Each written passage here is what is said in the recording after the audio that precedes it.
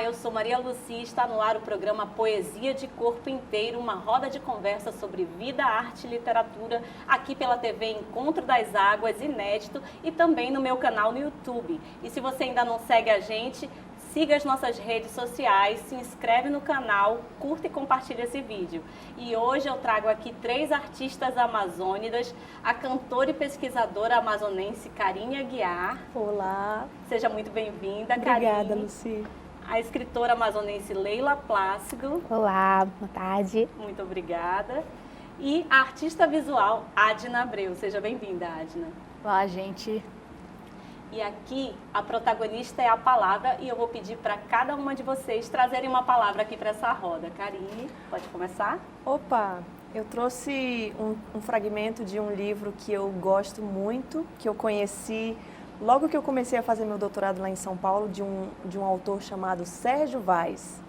É um livro chamado Flores de Alvenaria e é muito característico, ele traz a poesia periférica de São Paulo. E esse texto eu penso que é muito atual, né? Dialoga muito com o momento que a gente está vivendo no nosso país, enfim, no mundo inteiro.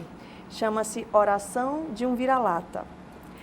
Falando em religião, queria aproveitar para dizer que sigo um Deus chamado amor, e é só para Ele que ajoelho, que rezo.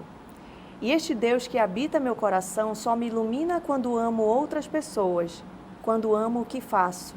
E Ele só se manifesta quando as mentiras que conto para mim não afetam o coração de outras pessoas. Que o Deus que mora em mim não deixe que eu seja escravizado, nem que escravize, porque a palavra liberdade está contida em todos os versículos dos meus dias.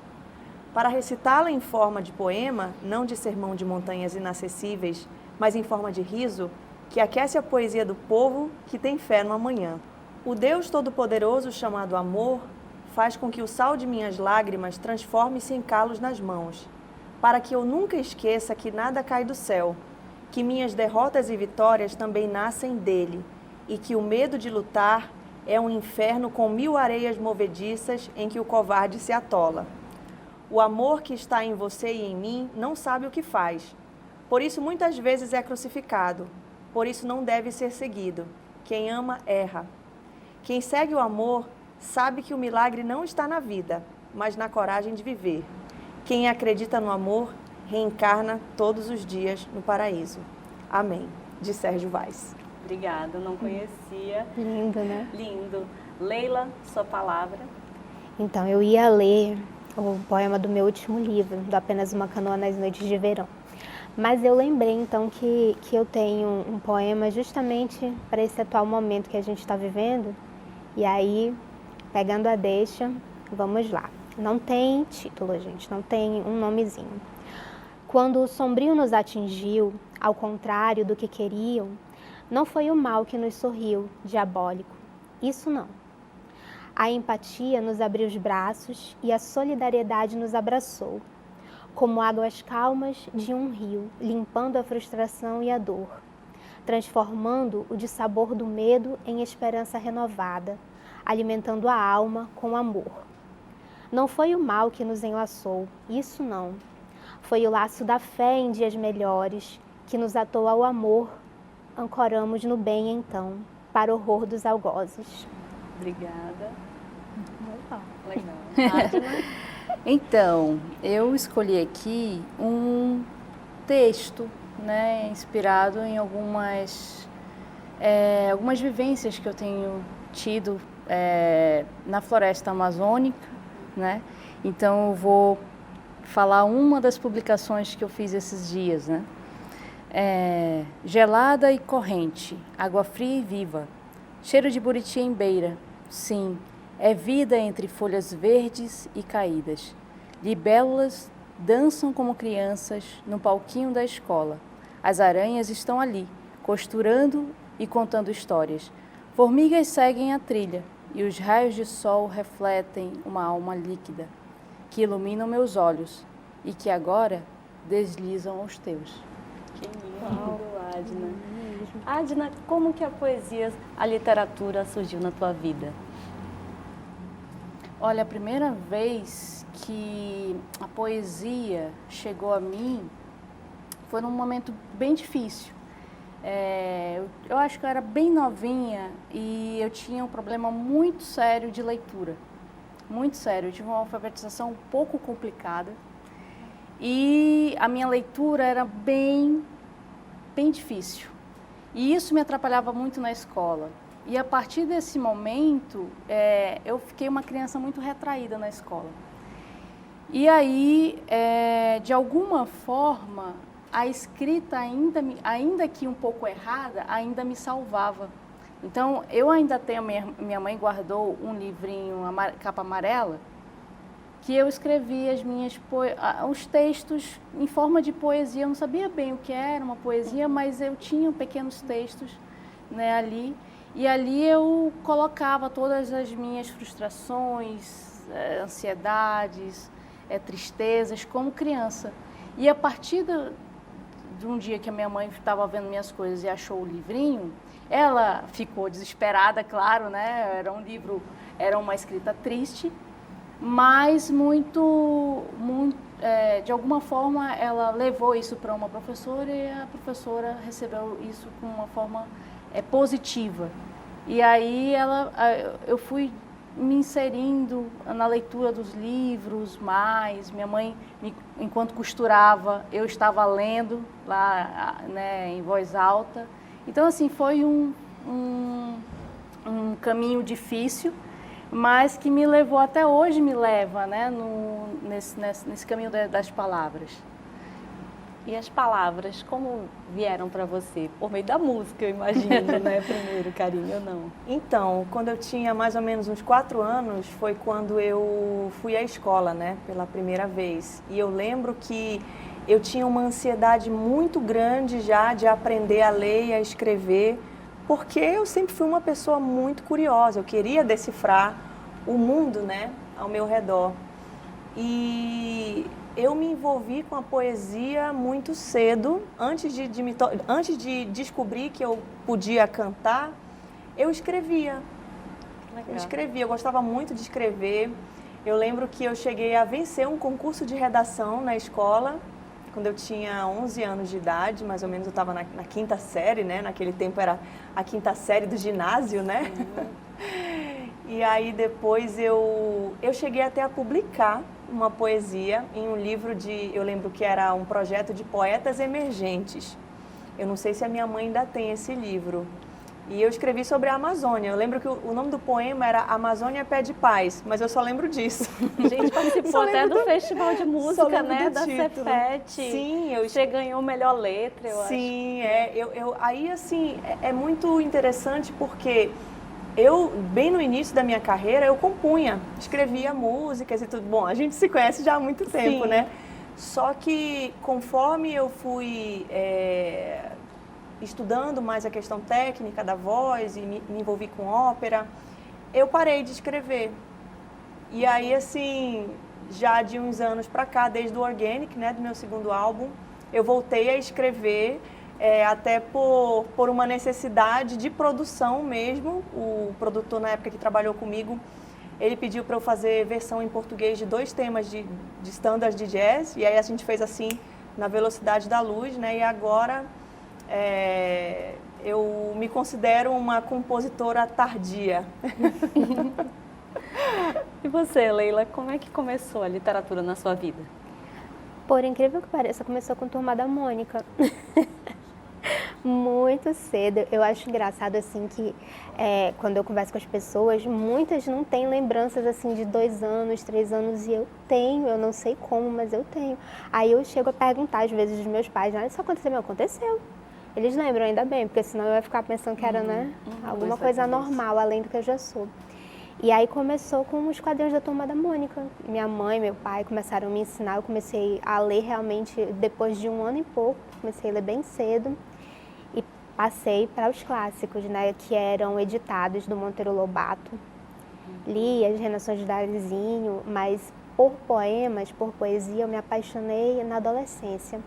que calhou de eu começar a me apaixonar platonicamente, que foram seguidas vezes. Até deixar de ser platônico demorou muito tempo. Quem nunca, Quem né? nunca? Sim. E Os aí, diários cheios de pois poemas. é, me apaixonei por Vinícius de Moraes. Só que aí eu não fazia aqueles poemas que as meninas eram habituadas a fazer, né? Que eram coisinhas bem miminhos e tudo, já era uma coisa mais... Meu pai notou isso, era uma coisa mais intrínseca, sabe? Realmente tendia para um poema profissional. Como a Adna estava falando do livrinho amarelo já trabalhava dela. mais a Isso. linguagem. Mas pra uma aí criança. eu não fazia ideia, né, para aquilo, da forma como estava se desenvolvendo, não tinha muita ideia, apesar de já escrever historinhas e tudo. Cheguei a ganhar concurso de redação da Marinha. Eu tenho até a medalhinha, né, bonitinha do cisne branco. Eu falo que chique, se eu fosse pro enterro da rainha, eu podia botar aqui também uma medalhinha muito chique. Tá lá, guardada. E fui participando, né, ao longo da vida desses concursos e sempre escrevendo, não parei de escrever nunca. Publiquei... Está no terceiro livro, né? No quinto, mas só que, por incrível que pareça, nenhum de poema ainda. Os poemas, eles ficaram, assim, nas redes sociais. Quando surgiu o Orkut, o Recanto dos Artistas, era ali que eu publicava.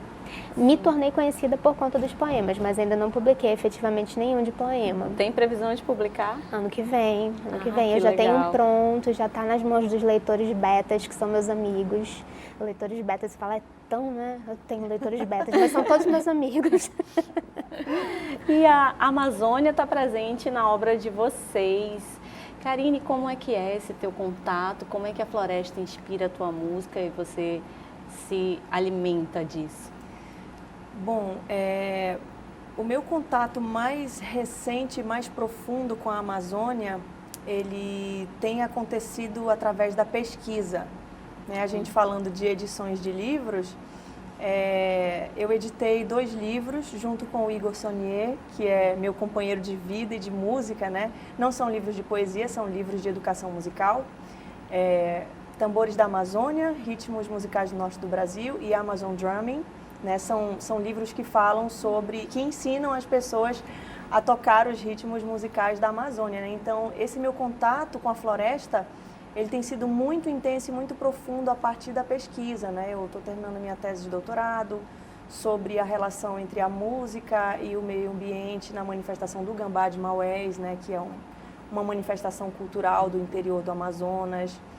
Então, assim, tem sido uma experiência muito rica, porque eu, como nasci e me criei na cidade, no asfalto, ainda não tinha vivenciado essa realidade do interior, das comunidades ribeirinhas, né? Comecei a vivenciar isso uma década atrás, né? Por causa do Igor, que é de Maués e me apresentou tantas coisas, né? E depois, quando eu decidi mesmo mergulhar na pesquisa, eu me encantei por essa realidade e, assim, hoje a música que eu faço não sobrevive sem essa dimensão da pesquisa, do estudo, de fazer uma imersão mesmo. Sempre que eu preciso gravar algo novo, fazer um novo single ou gravar um novo disco, eu preciso ter essas imersões nas comunidades para absorver um pouco dos sons da floresta, daquela energia, do cheiro, da água, enfim. Né? De fato, assim, isso me ensinou a me colocar como parte da natureza, né? Parte de Gaia, da Mãe Terra, coisa que eu não entendia até uma década atrás. Não tinha essa conexão tão profunda como eu venho adquirindo nesses últimos 10 anos. Você, Adna, como que a gente vê a floresta nas tuas obras mais recentes, né? As tuas primeiras obras, né, lindas também, mas tinha mais essa coisa da família. E agora a gente já percebe em livros infantis, na tua última exposição, a floresta presente. Como é que é essa tua conexão hoje? Então,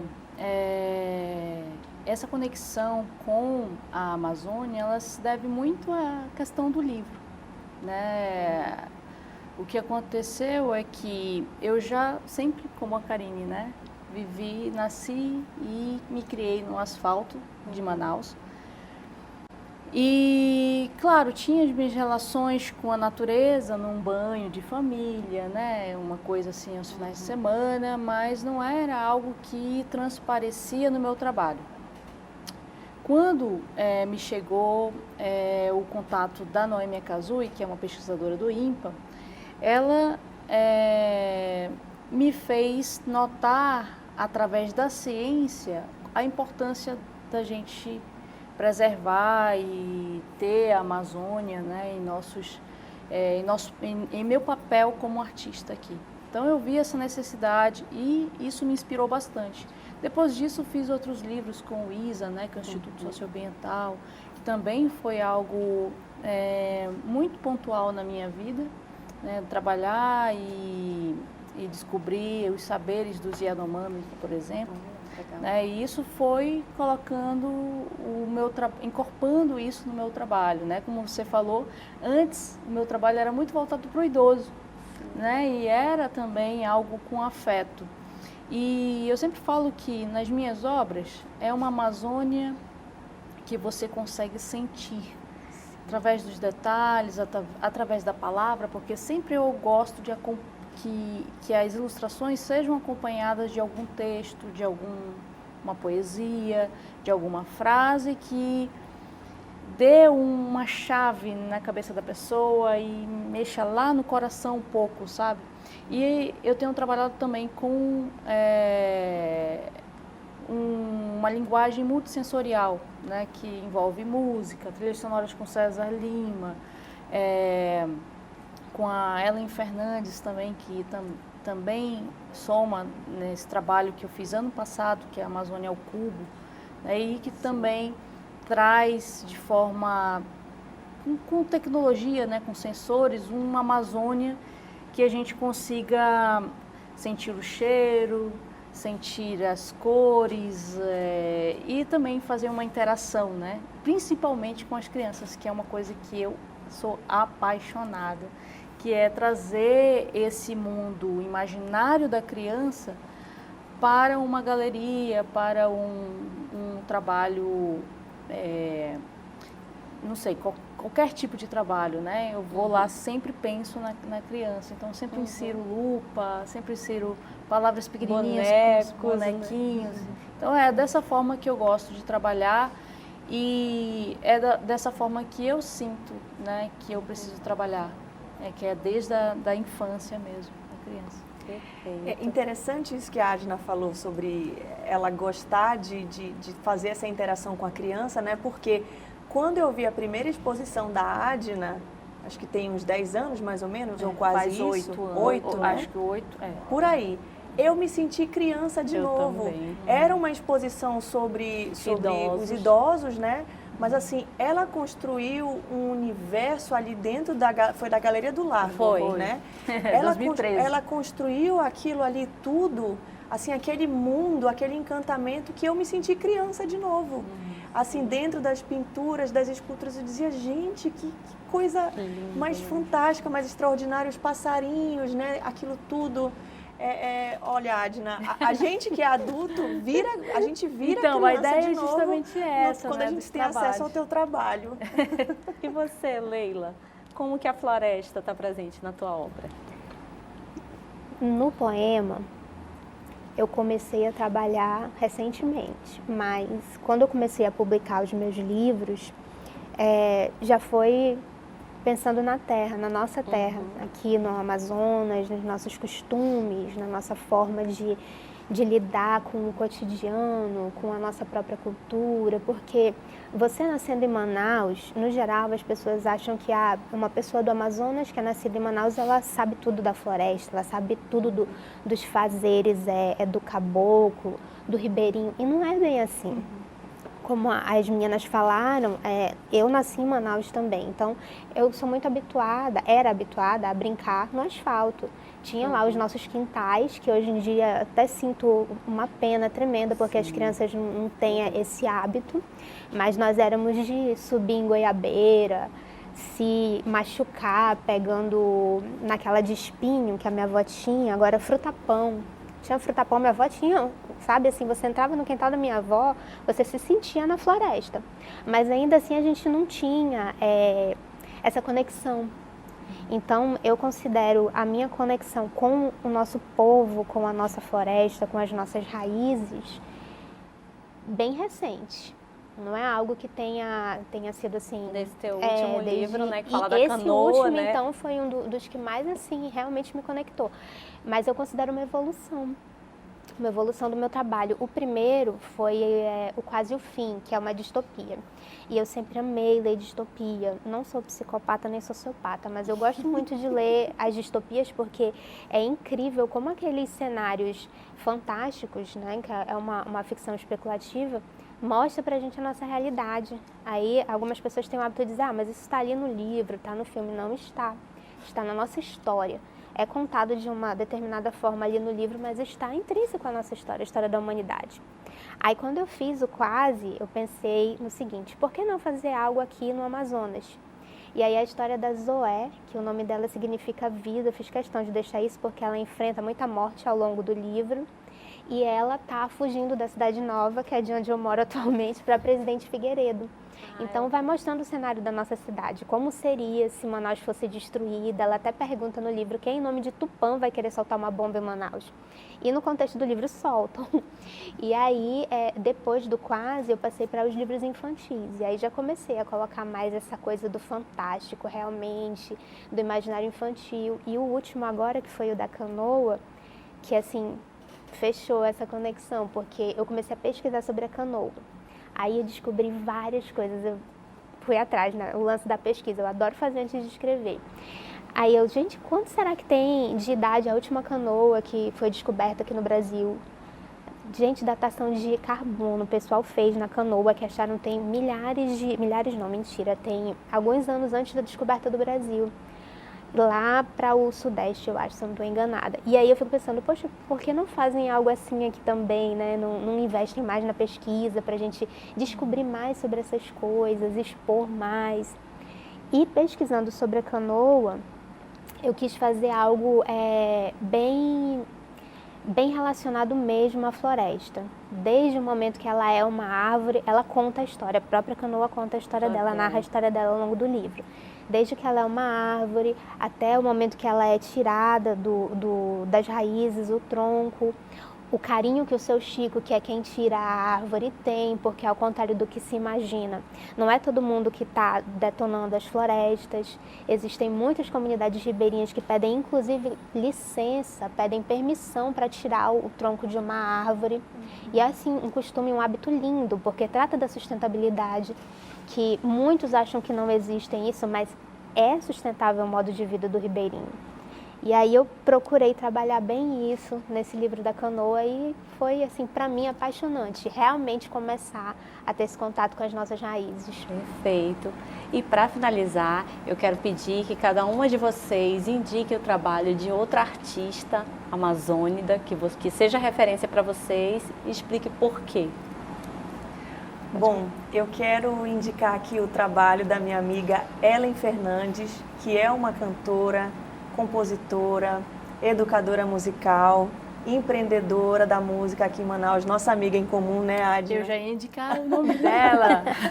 Mas vou indicar o trabalho da Ellen porque é uma amazônida que tem um lastro de conhecimento absurdo, assim, tem uma escrita linda, é uma grande compositora, traz mensagens muito profundas nas suas canções. Então fica aqui a dica para vocês ouvirem O Batelão da Amazônia, de Ellen Fernandes. Você, Adna? Eu ainda não passo para outra. Tá bom. Eu tenho que pensar.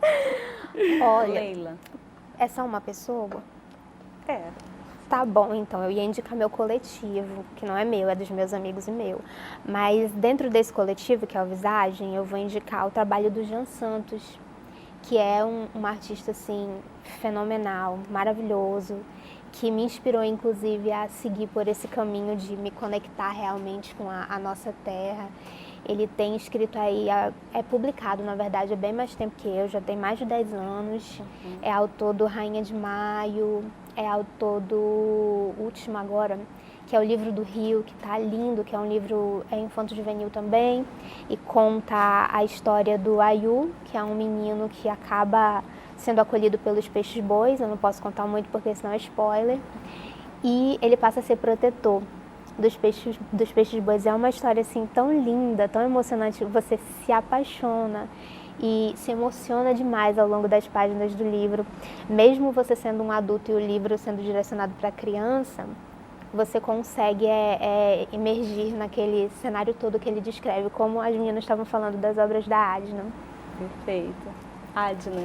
Bom, eu vou indicar uma pessoa bem próxima a mim, que é a Naomi Kazui, né, uma escritora e pesquisadora, que inclusive eu tenho ilustrado os livros dela, né? Então pesquisa lá, inclusive tem um livro em PDF no site do INPA, que é Brilhos na Floresta, que você consegue baixar e ler aí no seu celular.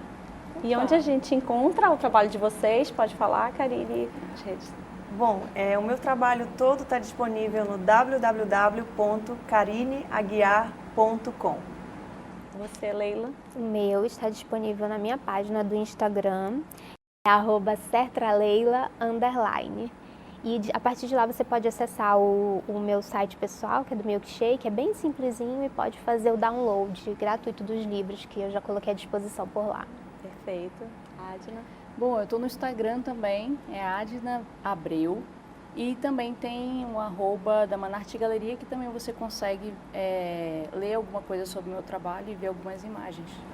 Perfeito, eu quero agradecer a presença de vocês, a essa roda, muito obrigada. Esse é o Poesia de Corpo Inteiro. Continue ligado, siga a gente nas redes sociais. Até a próxima.